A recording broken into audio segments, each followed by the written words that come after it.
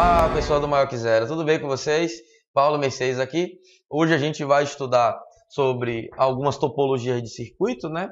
E a gente vai iniciar aqui por circuito paralelo. Então vamos entender o que é que tem por trás desse cara aqui e aprender como associar os seus elementos, tá?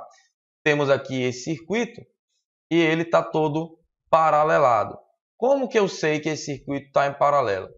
Olhando logo de cara aqui, a gente vê que todos os elementos aqui desse circuito, eles estão conectados ao que a gente chama de grande nó. Então, por exemplo, eu tenho esse nó aqui, e eu posso dizer o seguinte, que nesses nós aqui, e toda essa barra aqui, na verdade, ela é constituída como se fosse um grande nó. Se eu pegar todos esses elementos e juntar num ponto só, a corrente elétrica vai fluir e se dividir por ali, mas a tensão elétrica em todos os pontos, nessa barra aqui, ela é basicamente a mesma. Então isso caracterizaria o circuito paralelo. E também o circuito paralelo ele é um circuito que a gente pode dizer que ele é um divisor de corrente. Então como é que isso funcionaria? Por exemplo, a fonte aqui ela está injetando corrente elétrica no circuito, né? Então ela está injetando aqui uma certa corrente. Essa corrente, ao chegar nesse nó aqui, ela vai se dividir. Então eu vou ter uma parte da corrente descendo aqui, uma parte da corrente avançando. Essa parte da corrente avançando chega nesse outro nó. Desse nó eu vou ter mais uma divisão da corrente aqui no circuito. Então, por exemplo, posso chamar esse cara aqui de I1, esse cara aqui de I2, esse cara aqui de I3, esse cara aqui de I4, aqui de I5, tá?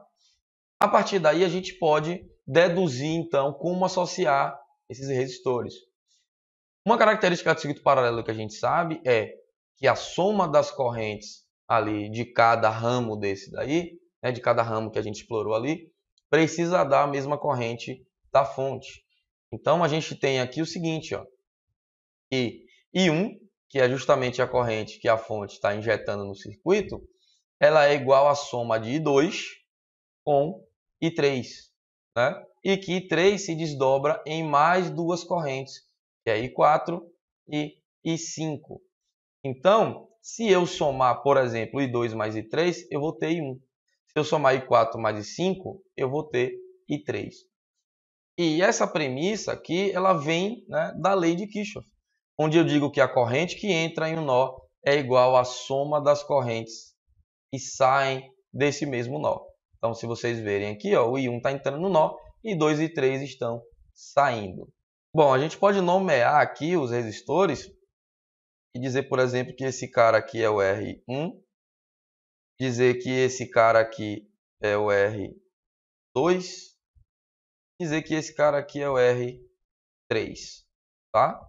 Daí a gente reescreve essas relações utilizando a lei de Ohm. Então eu sei que a lei de Ohm, para eu calcular a corrente elétrica, eu tenho uma tensão sobre a resistência que aquela tensão está aplicada. Então o que a gente tem aqui?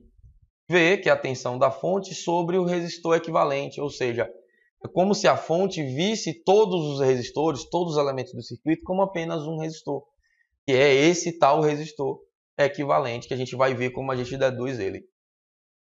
Podem reparar também que para todo mundo ó, é sempre V. Por que é sempre V? Porque o circuito está em paralelo. Como eu disse, nesse grande nó aqui a tensão elétrica é a mesma. Assim também no nó inferior. Então eu tenho que a corrente 1 é a tensão do circuito dividido por um resistor equivalente, que é igual à tensão em cima do resistor R1 dividido por R1, né, a própria resistência, o próprio resistor. Ali deveria estar escrito o I3, só que o I3 ele é justamente I4 mais I5. Então a gente já escreve I4 mais I5 aqui direto. Então, quem é I4? A tensão da fonte dividido por R2. E I5, a tensão da fonte dividido por R3. A partir daí, a gente coloca o V em evidência, né? A tensão geral do circuito em evidência. Daí, a gente logo já consegue enxergar aqui a possibilidade de simplificação, né, de V com V. E aí, se eu precisar calcular e saber quem é esse resistor equivalente, basta eu utilizar essa relação aí e a gente consegue calcular isso para N resistores em paralelo. Tá?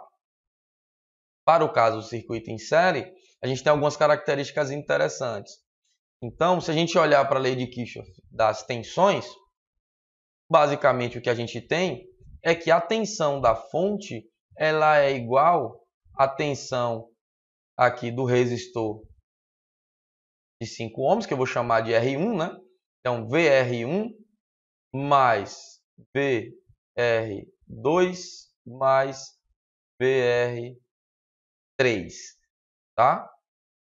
Então, a soma das quedas de tensão em cada elemento precisa dar o valor da tensão da fonte, né?